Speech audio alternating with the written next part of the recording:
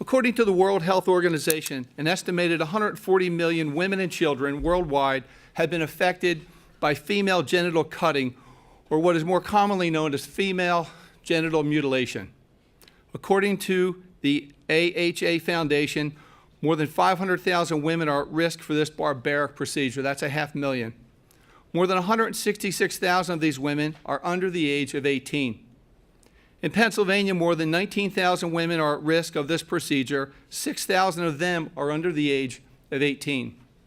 Female genital mutilation is a ghastly practice that involves the partial or total removal of the external female genitalia for non-medical reasons. It's recognized internationally as a violation of the human rights of girls and women, and it reflects deep-rooted inequality between the sexes and constitutes an extreme form of discrimination against women. Female genital mutilation is almost always carried out on minors and is a violation of the rights of children. The practice also violates a person's right to health, security, and physical integrity, the right to be free from torture and cruel, inhumane, or degrading treatment, and the right to life when the procedure results in death. Female genital mutilation has no health benefits, and it harms girls and women in many ways. It involves removing and damaging healthy and normal female genital tissue and interferes with the natural function of girls and women's bodies. Immediate complications can include severe pain, shock, hemorrhage, and bacterial infection. And yet the House has taken no action on my legislation, House Bill 413, which would make female genital mutilation a crime in the Commonwealth of Pennsylvania. If signed into law, we would join 26 other states which have specific laws against this practice. Since the process is not considered a state crime in Pennsylvania, there are no official state records for how many young girls in the Commonwealth of Pennsylvania who have undergone this horrifying procedure. In 2008, the World Health Assembly passed a resolution on the elimination of this practice, emphasizing the need for concerted action from healthcare providers and law enforcement to stop this practice. And this is why it is so important that the House of Representatives moves House Bill 413 as quickly as possible. This legislation would specifically make it a crime to cut or allow someone to circumcise or excise the genitals of a female minor. Under my bill, female genital mutilation would be a felony of the first degree. For many years, the United States Department of State considers female mutilation not only a public health concern, but a human rights concern, as the practice violates the right to a woman's bodily integrity. Women who are immigrants are at continued risk of the practice as these cultural beliefs follow them to the United States. But we cannot stop this unless my legislation is passed into law. Many of us would have just thought that this barbaric practice occurred in a foreign country. To be honest with you, I did not realize that it was occurring in Pennsylvania. I was not even really aware of the practice until Representative Murt educated us. The fact of the matter is, this horrendous practice is occurring in Pennsylvania. And I'm honored today to stand up here with Representative Murt and those who have been victims and my colleagues and say, no, this practice cannot continue. It is not an okay practice. It should not be happening in the Commonwealth of Pennsylvania, or anywhere for that matter. I have heard these statistics. 19,000 women have been undergoing female genital mutilation, with 6,000 under the age of 18 in the Commonwealth of Pennsylvania. This has to stop. I am fully supportive of House Bill 413, which would prohibit this gruesome practice by making it a felony. I support it. I want to help move it through the process, get it through the House, and on to the governor's desk. I want to thank my colleagues for introducing this humanitarian legislation. Some of the estimates I've seen are that as many as 200 million women and girls worldwide have been subject to female genital mutilation, or FGM. I was aware of this cruel practice designed to control women, and I knew it was a problem in some nations, But like Speaker Turzai, I was not aware that it was a problem in our own country and in our own state.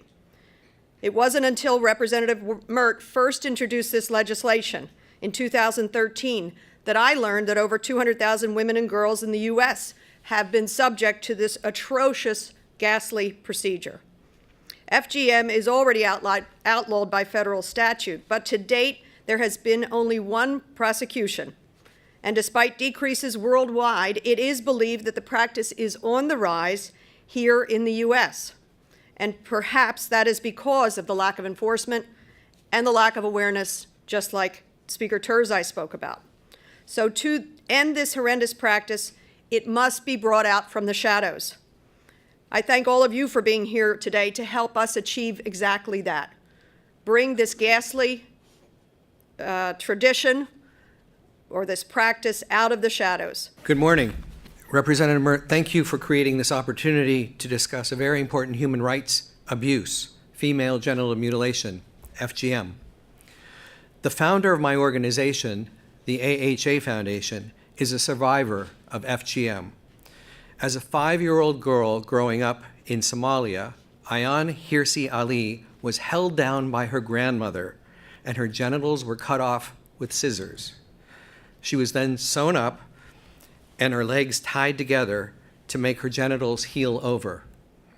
When Ayaan came to the United States, she saw that FGM was happening here. So 10 years ago, Ayaan founded the AHA Foundation to shed light on these abuses against girls.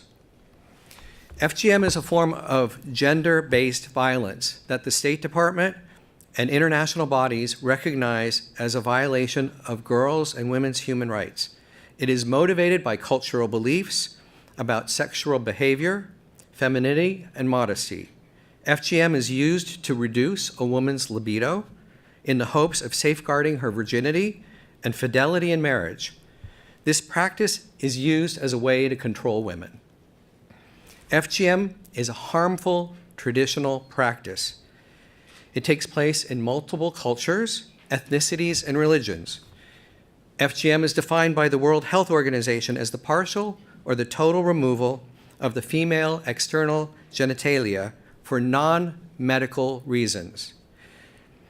FGM is usually inflicted on girls between the ages of 4 and 10 years old. FGM has no health benefits. Let me repeat that. It has no health benefits, and it results in lifelong physical and psychological consequences. A report by the Centers of Disease Control and Prevention estimated that there are 513,000 women and girls at risk in the United States who have undergone FGM. In Pennsylvania, there is an estimate of 19,480 women and girls at risk. The Philadelphia metropolitan region is 8th highest in the country. Right here where we're standing in the Harrisburg-Carlisle metro area, there are 2,111 women and girls at risk. While the federal government has banned the practice, there are major gaps in the legislation that make it difficult to prevent and prosecute FGM at the state level. The AHA Foundation works with police, doctors, teachers, community leaders to prevent FGM. And we hear from them that state laws would help them protect the girls from FGM. State legislation can be used to fill the gaps and enable state prosecutors to take action against FGM. Now, some people say that aggravated assault laws cover FGM. Unfortunately, there's an issue with intent. Parents wrongly believe that they're doing the best for their children by inflicting FGM.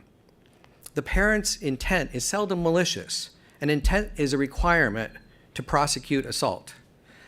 Unfortunately, parents and guardians can also consent to practices that violate their daughter's human rights.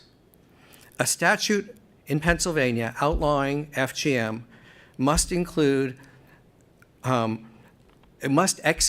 parental consent to this barbaric practice.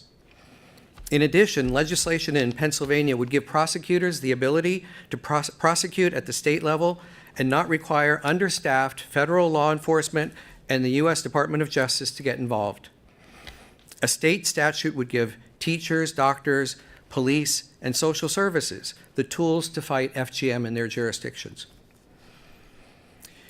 In the AHA Foundation's work with girls at risk, we hear that having laws that criminalize FGM, like the legislation that Representative Murt has put forward, gives families a compelling excuse not to cut their little girls when there's community, cultural pressure to do so. 26 states have criminalized FGM. But as it stands, Pennsylvania is still on the wrong side of history with regard to FGM. The AHA Foundation supports Representative Murt and encourages Pennsylvania legislators to support the passage of HB 413, criminalizing FGM. Good morning. Thank you, Representative Murt, and I also want to thank the AHA Foundation for having me here today. As Representative Murt just said, I'm originally from Sierra Leone, West Africa, and that's located on the west coast of Africa. At age 11, under the supervision of my stepmom, who instigated the whole thing, my sister and I were led to this place. These places are usually secluded. Sometimes if it's in the provinces, it happens in the bushes, but in our case, it was in the city of Freetown. And that night, August 1st, 1984, my clitoris was forcefully amputated. Keep in mind that FGM is not a religious thing. When people hear female genital mutilation, they conclude that it's a Muslim thing. I was born and raised Catholic. I'm a Christian. My father was a devout Catholic. So why did we have to go through it? I have no idea. But I heard that it's a way to control the woman's sexuality. In most cases, though, when women undergo female genital mutilation, it actually does the opposite. It makes you become promiscuous because you're looking for someone to love you. Because you do not enjoy sex, you go from one man to the other, thinking that maybe something is wrong with them, not knowing that it's because of what happened when your clitoris was forcefully amputated. So that night I was gagged. Well, I was blindfolded, my hands were tied behind my back, I was stripped naked, and I was laid to lay on I call it the bed of death. Well, they put me on the floor. I was 11, and a woman who was about 3 or 4 times my size, who was also naked, sat on top of my chest. And she was handed the weapon of death, that's what I call it. So I lay there. I don't know how many women pinned me down, and they spread my legs wide open. And she proceeded to cut my clitoris. I can't tell if the razor blade that was used on my sister was the same razor blade that was used on me, but I'm sure it was. I screamed, I fought, and when they realized that they couldn't contain my screams, I was then gagged to stop me from screaming. And then after that, after the torture that would last a lifetime, they jubilated, they sang, they danced, they drank alcohol, because that's what they do. 33 years later, I'm 44, 33 years later, I still battle with the psychological effect of female genital mutilation. It's not something that you get over. It does not matter how many counseling sessions that you have, you still battle with it. Sexually, you battle with that. You're damaged sexually, physically, emotionally. You look at yourself and you think something is wrong with you. I didn't even know what the clitoris was. I'm just now beginning to learn because, hey, guess what? On September 21st, in California, I had clitorial reconstruction surgery. So I just got a new toy. That's what I call my hoo-ha. So I'm now at 44, learning the clitoris, the function of the clitoris, and I'm actually loving it because I'm experiencing some strange sensations I never had. It's a bit weird because it's something I didn't have. So now I've been reunited with my clitoris, and I love the feeling. But still, the psychological effect, the damage had been done. What about the other millions of women out there who may not have the opportunity to undergo the surgery. What's going to happen to them? And female genital mutilation, like you heard, serves no medical purpose. It's just a way of torture. And you also know the sad part is it's not done for free. Your parents actually pay for these women to amputate your clitoris. And then they let us know that, once you go through it, when you come out, you get lots of presents. And that's what they used to trick the girls into going through, because what kid doesn't like gifts? So you go through it and they never tell you the impact that has on you. So I hope that in Philadelphia, like you've been hearing, that you can actually come together, work together to make sure that the girls are protected. You don't have to worry about the girls who are not born on American soil. I've heard people say, it's a culture thing, it's a traditional thing, so we don't have to do anything about it. But think about the girls who were born on American soil. These are Americans. Forget about their parents. You have to protect these girls so that they would not grow up to be beta like I was. For 33 years, I was beta.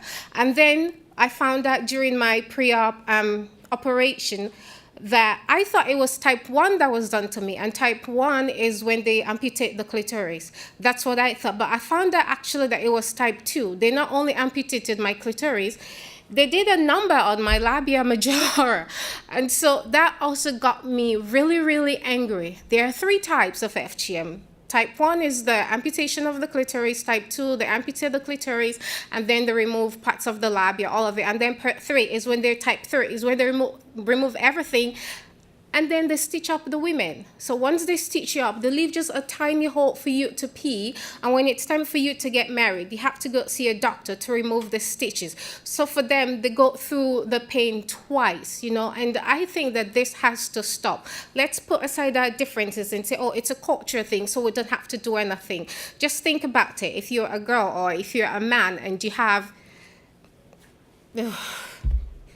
If you're castrated, how would that make you feel, And I'm saying you lay there and they take a knife or a razor blade or scissors and just amputate everything. How would that make you feel? And that's what we feel. That's how we feel. That's what we have to live with for the rest of our lives. I stand here today to talk, and I'm even surprised that I'm not crying.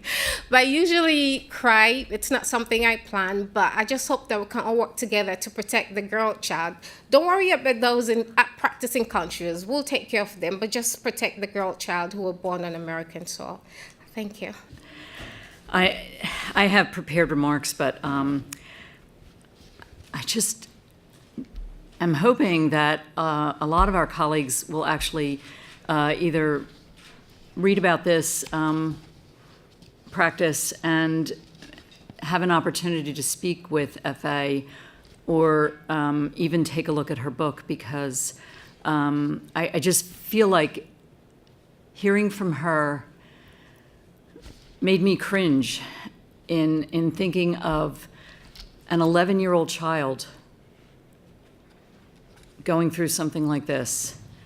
And it really is torture, and it really is an unbelievable way to control women. And I think that, quite honestly, a lot of us have had just about enough of controlling women, and this particular practice, we really need to get rid of it. So I'm not going to read my prepared remarks. I'm just so grateful that Representative Murt and Representative Bullock brought this bill forward, and we have an opportunity to come to something, to come to this press conference and hear someone who has actually suffered, and how beautifully she spoke.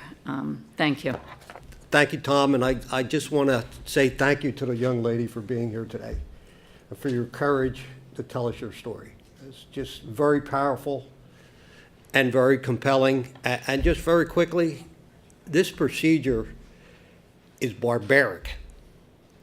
This procedure is inhuman. I wish we were standing up here today and we were making it a felony and a crime to commit this procedure in the whole world. But we can't do that. But we can make it a felony and a crime here in Pennsylvania.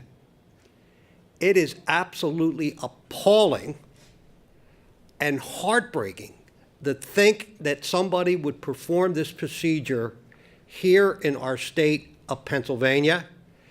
And I want to commend Representative Murt and Representative Bullock, the both of them, for being relentless, not only this session, but the previous session, in trying to get this bill up for a vote. And I applaud Speaker Turzai, because I think what I heard him say today was he is committed to getting this bill up for a vote on the House floor. And I can't imagine that this would not pass unanimously in a bipartisan way if we get a vote. And I think I heard the speaker say that's going to happen. So let's get this done. It is the absolute right thing to do for our state. Thank you. As a sponsor of House Bill 413, I am proud to work with Representative Murt to see that women in Pennsylvania are spared the pain and the humiliation cast upon them as a result of female genital mutilation. Our bill would prohibit the practice of FGM right here in the Commonwealth. On Saturday, I attended the Women's March on Philadelphia to reaffirm my commitment to do more for women and girls here in Pennsylvania, but particularly for those who are subjected to violence. And that includes workplace violence, domestic violence, sexual violence, and yes, even attacks on our reproductive organs. Let's face the truth. We are not doing enough to protect women and girls right here in Pennsylvania. More than 200 million women and girls today have been forced to endure this violence in over 30 countries across our world. And it's not just in those countries. In 2012, an estimated 513,000 women and girls in the U.S. were at risk of FGM or its consequences, and thousands of Pennsylvania women and girls right here in Pennsylvania as well, with many of them being sent actually back home to undergo this violating surgery, only to return back to this state in need of serious medical and mental health care. While federal law prohibits the performance of FGM, and even makes it illegal for knowingly transporting a girl out of the country for the so-called vacation cuts, we need stronger enforcement here in Pennsylvania. So as F.A. mentioned, usually these surgeries are wrapped around gifts and wrapped around celebration. So even if we're not seeing the surgery happen here in Pennsylvania, it is happening and wrapped around a vacation to be sent back home to have the cuts performed. So we also need more resources for education, prevention, health care, and other supports for those women and girls undergoing these procedures, or for their families to help them push back on the pressures of culture and community to have the procedures done to their family members. We need to partner with culturally sensitive community organizations, faith-based institutions, and health providers to connect with those vulnerable and isolated communities. It is time for our Commonwealth to join the other 25 states in our country and prohibit FGM and protect our daughters, protect our sisters, our nieces, our neighbors, our friends. And refusing to do so will just make us complicit in the act itself. Once again, I'd like to thank Representative Murt, thank our speaker, and thank all of our colleagues who have joined us today and who have sponsored the bill. But more importantly, I want to thank women like F.A. for standing up, speaking up, and helping us shed light on this practice.